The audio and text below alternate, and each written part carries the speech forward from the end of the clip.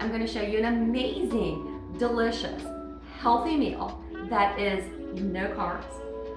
It can be a very fancy meal, or you could just make a larger portion and eat it a few nights a week.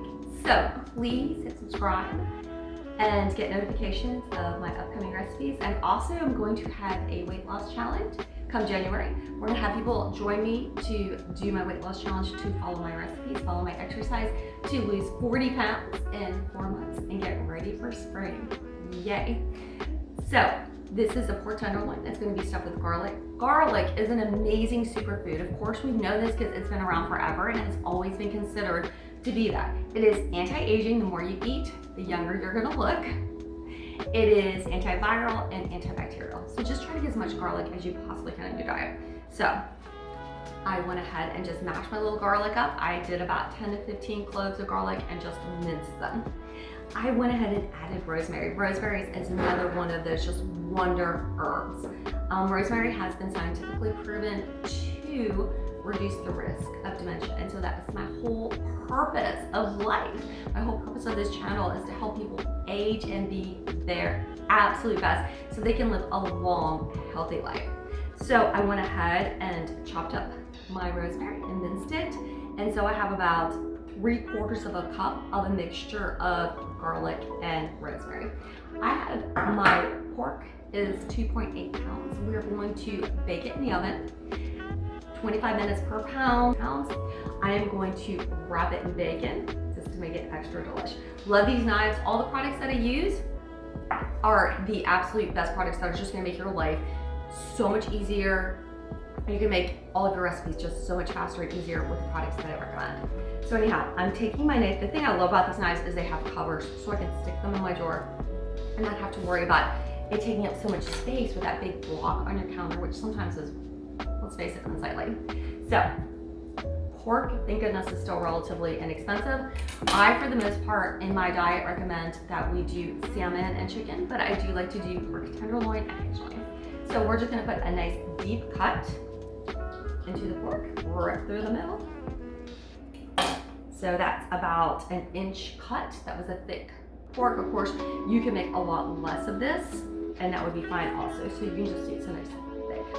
And then all I'm gonna do is just take that yummy little mixture of rosemary and garlic, and we're just going to kind of stuff it into that thick opening, and then just kind of rub it around. This pork takes no marinating.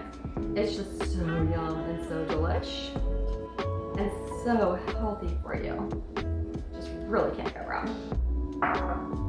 All right, so I do have some organic bacon. If you watch this, I'm going to bake it at 400. Don't make it higher than 400, just because sometimes that bacon gets a little sizzly on top, and sometimes that bacon grease can cause just like a little bit of a grease fire in your oven if you don't watch and you're not careful. So I'm not going to use a gob of bacon. I'm just going to use about 3 slices.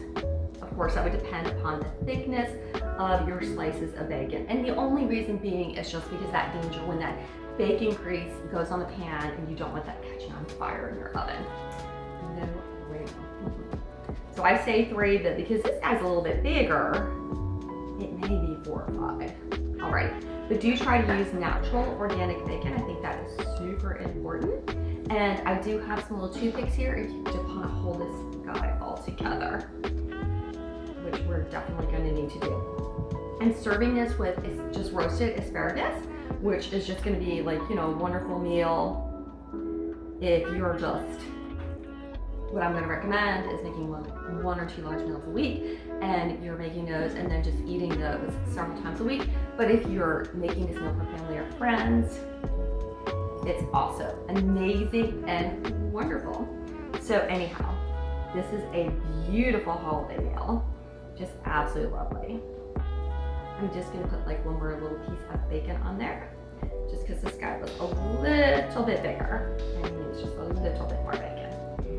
All right, definitely not one of those recipes where you want to run off and go run an errand and leave it in the oven, you know, just because anytime you put bacon in the oven, I have found to be the case, you want to just kind of keep a careful eye on it in case that bacon grease gets a little smoky.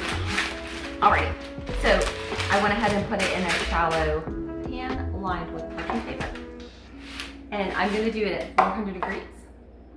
It was 2.86 pounds, 25 minutes per pound until it registers. And you're going to absolutely want your little friend, the meat thermometer, just to make sure. Here's the deal with pork.